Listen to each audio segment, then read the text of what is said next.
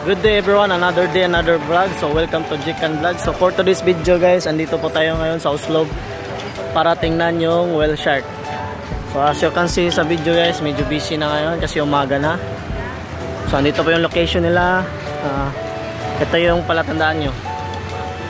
Yan, deep zone. So pagpasok nyo dyan guys, highway na to. Marami na mga sasakyan. Yan. So update ko kayo guys.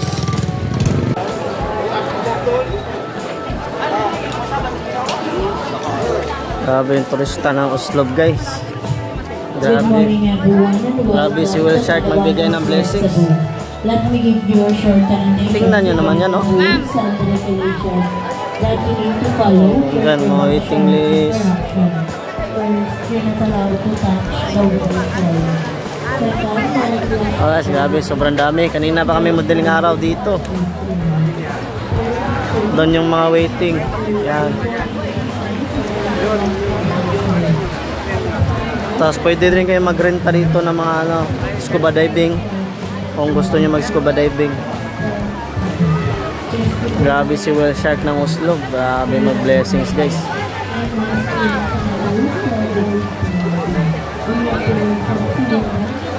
So yung nakikita yung mga bangka na yan guys, andyan yung whale shark, andyan lang sa malapit.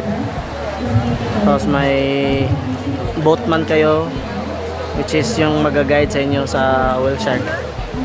Tapos bago kayo magpunta sa whale shark is i-briefing kayo kung ano mga do's and don'ts. So yan guys, scuba diving. Grabe no? So update ako mamaya guys. Thank you. So pagpasok nyo guys, ito agad yung makikita nyo. Yan. Papunta doon sa loob. May mga kainan sila dito. Tapos ang kagandahan dito guys is mura lang yung mga kainan. May mga souvenir items din. Mga blocks. Sobrang dami ng turista guys. Grabe. Kaya kung plano yung pumunta dito, agahan nyo na.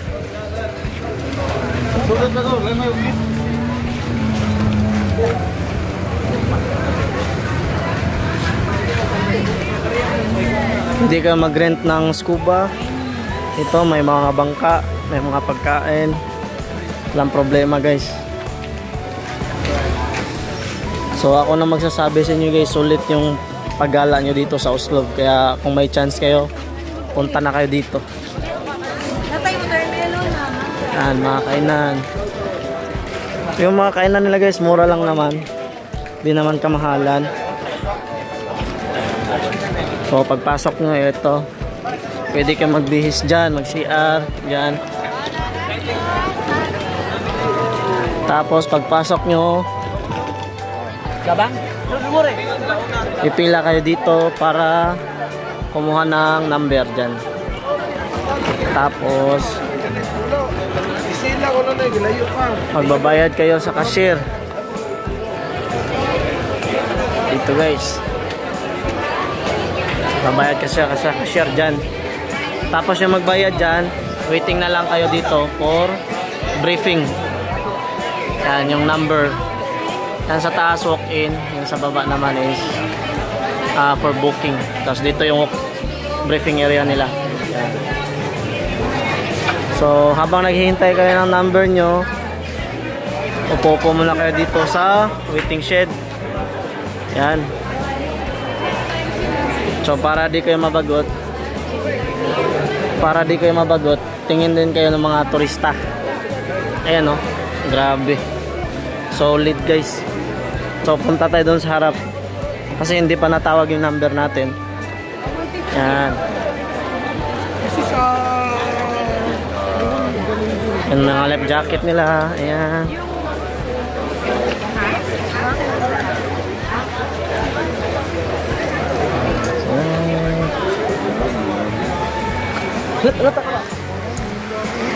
So this is Oslob, Cebu guys. Whale shark watching. Daming turista dito guys. Sobra solid. So pag may chance ka puntahan nyo na. habang mura pa yung ano nila dito. mga bayarin tsaka mga pagkain guys, solid guys, mura lang, affordable lang talaga. Tapos yun yung mga nag-scuba diving. So yung nakikita nyo mga bangka na dyan, andyan yan lang yung whale shark dyan. So sa bangka, bawat isa is 500 pesos ang bayad. Tapos kung gusto nyo maggamit ng GoPro nila is magbabayad kayo ng 550 sa GoPro plus 150 sa bangkero. Bali yung bangkero na din mismo yung mag-take ng photo at video sa inyo. So bawat isang bangka 10 to 12 person. Yan. Hello guys, as you can see in the video, no, naka life jacket na tayo. So magpe-prepare na kami doon papunta sa whale shark kasi panoorin natin si Butanding. So ito guys, ang girl ko. Tapos ito yung mga nakasama namin. Yan sila kuya. Oh. So yan guys. Yan. Yung sa anong color? Color green na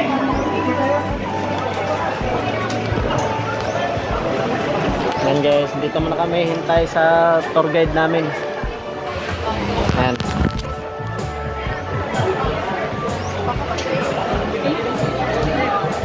Grabe guys, no? Ganda talaga. Ang ganda talaga ng view. So guys, dito na sa bangka guys. Hindi na mapigilan to guys. Whale shark watching. Ito yung mga kasama namin guys. Siyempre, bida yung Pilipino, harap tayo. Kahit hindi kami marunong lumangoy, may life jacket naman. Ganun lang yun. Diba? So, saya oh. So guys, try nyo na pumunta sa Oslo kasi mura yung mga bilihin dito. Habang may extra ng pera, puntahan nyo na bago pa sila magmahal. Sana all may minamahal.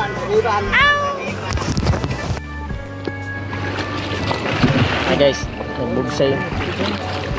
Nagbugsay na si kuya guys. Hala ka diha. May picturean mo kami, tayo ka dun. Oh wait. Picture daw.